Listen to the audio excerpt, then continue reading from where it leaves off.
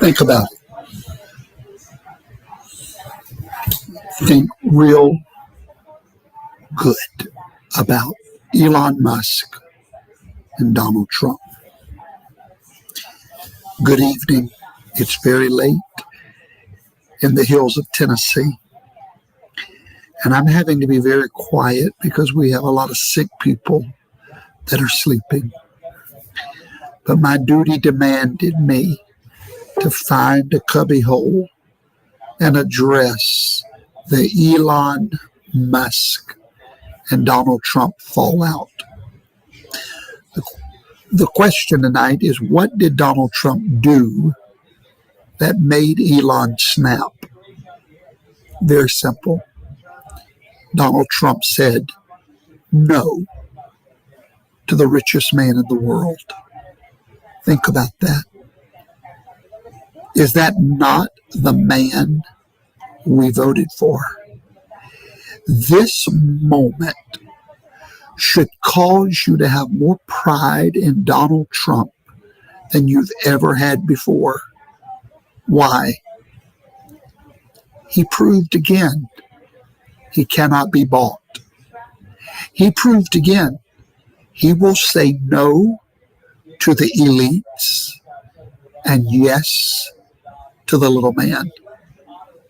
You right now have all the proof you need that Donald Trump is who he said he was, unbeholden to any special interest. For those of you that don't know me, I go by the satirical stage name as Professor Toto. And I want to talk to you tonight. I've already released my blog detailing my thoughts on this situation. You need to subscribe to my blog on Substack at Real Professor Toto. You can find me at Substack. I'm not going to go into all of the details that I went into on my Substack, but let me touch the highlights. Let's talk first about Elon Musk. Yes, the electric messiah, the rocket-fueled genius, the self-proclaimed savior of free speech. That would be him. The man that we all cheered for when he bought Twitter and threw blue-haired censors out with the digital trash. That Elon Musk. But now, suddenly we have the big, beautiful betrayal. The big, beautiful betrayal. And now he's mad at Donald Trump, calling his big, beautiful bill a pork-filled abomination. And I ask all of you residents of TOTO-TOWN, why? Why would he do that? It's simple. Elon Musk thought he bought the kingdom. Mistake number one with Donald Trump. He thought he bought the kingdom. He thought he bought the king. If you'll remember, what was the great fear of the media just a few weeks ago? That Elon was the real president. Elon was in charge. Do you remember all over the mainstream media, this was the news, that Elon was in control? Well, today, that narrative was thrown out with the rest of the digital trash.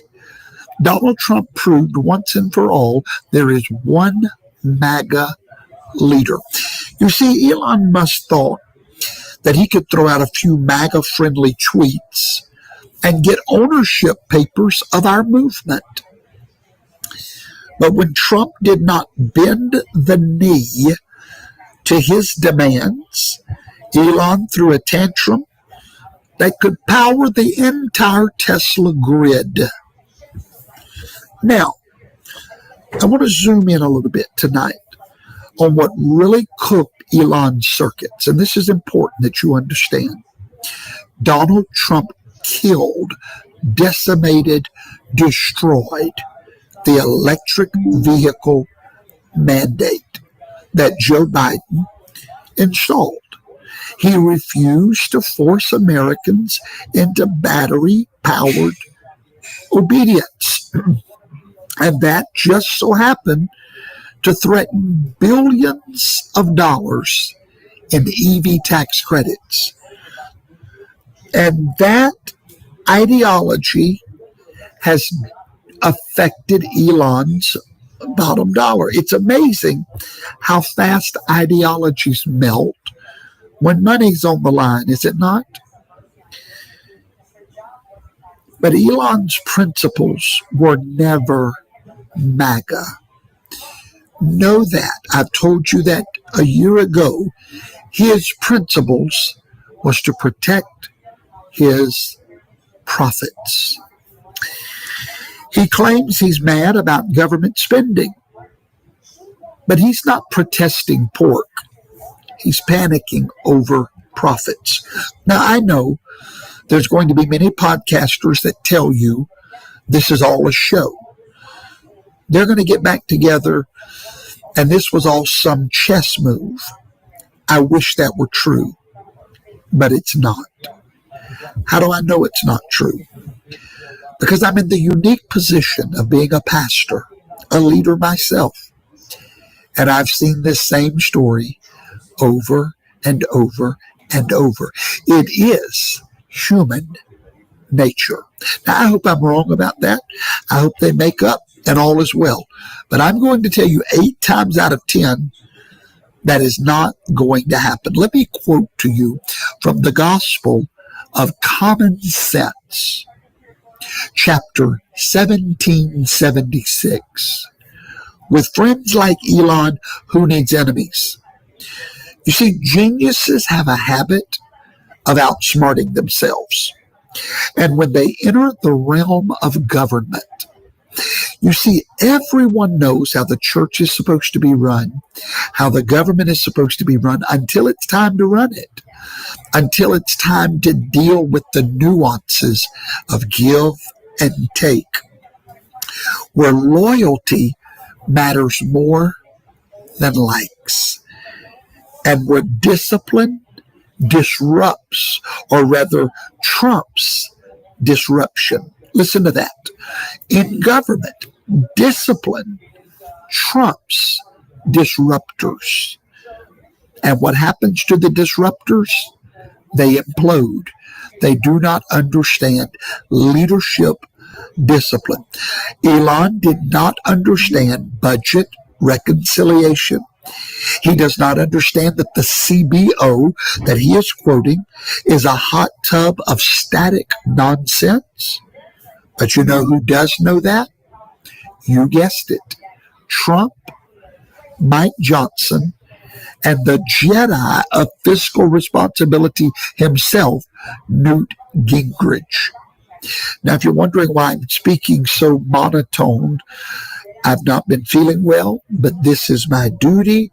And I got in my pajamas and I said, I must let MAGA know what is really going on behind the scenes.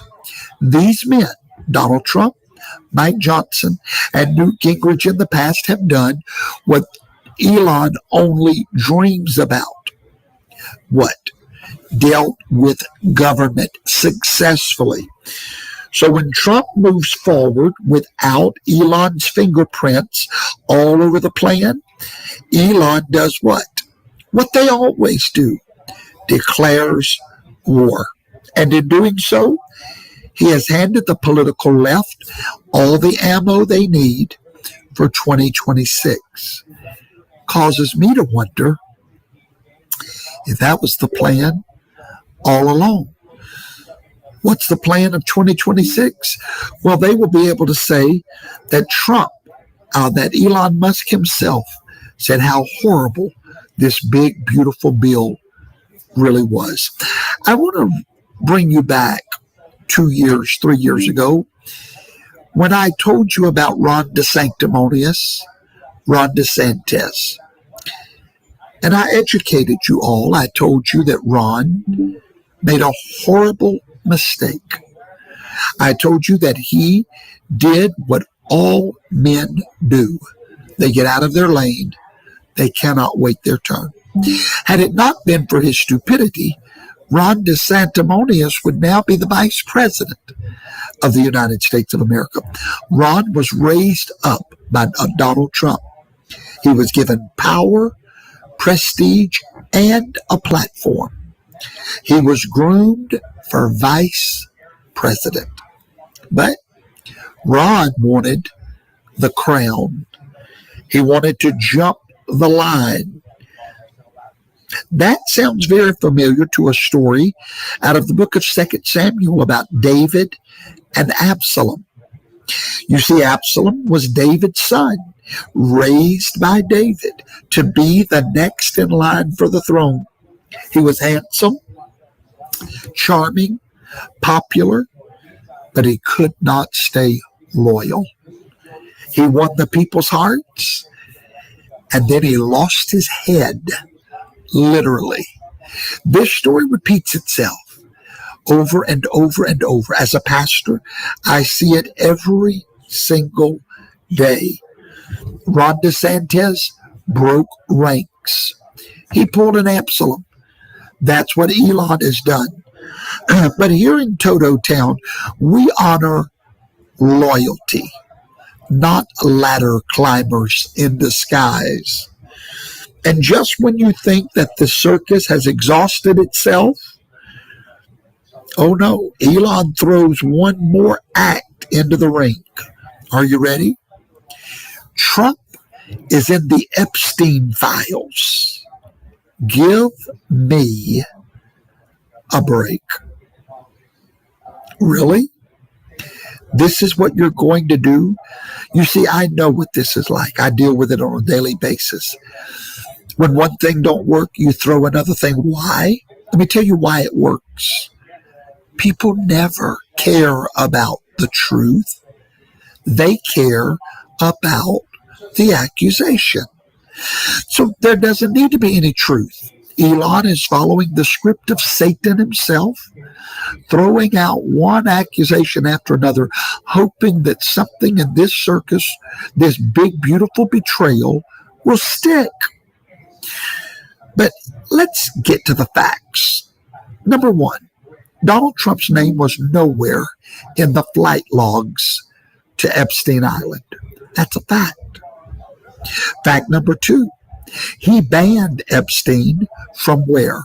Mar-a-Lago. Number three, the victims of Epstein said Trump never did anything wrong. Number four, under oath, Joanna Soberg said she never gave Trump a massage. But facts do not matter when you're grasping for straws like Elon Musk, because now Elon will dwindle down into that black hole of rich but refuse, nothing but trash now, done, over with his, and now he wants to start a third party. So typical. Instead of staying there where he had influence, where he had effect, he falls in the same trap that every human falls in, not knowing their place. It was a desperation move from a man who realized that he no longer is the darling of our movement. Now he's the diva in the balcony throwing popcorn at the stage he's no longer a part of. Here's the real story. All residents of TOTO-TOWN, listen to the mayor of this town of truth. Here's the truth. Donald Trump is not perfect, but Donald Trump is principled. He doesn't bend. He doesn't sell out. And when the billionaires and the boot polishers come knocking, he still knows how to say no. And that's why this betrayal is happening. That's why. Because Trump did not play their game of the elites. You see, the elites are on the right and the left. And Donald Trump told the richest man in the world, no. And he was willing to pay the consequences for this big, beautiful bill. He was willing. You see, men like Elon are not used to hearing no. When you think you've bought the kingdom, you're not expecting a no. I'm so glad tonight that me and you, we're loyalists. We're company men. We're Abselum-proof disciples who know the difference between charisma and covenant. We're not dazzled by geniuses, but we follow character. And that, dear listener, is why Elon's betrayal, yes, it's loud. It's definitely loud. It will cover the news for the next 7 days. It is loud.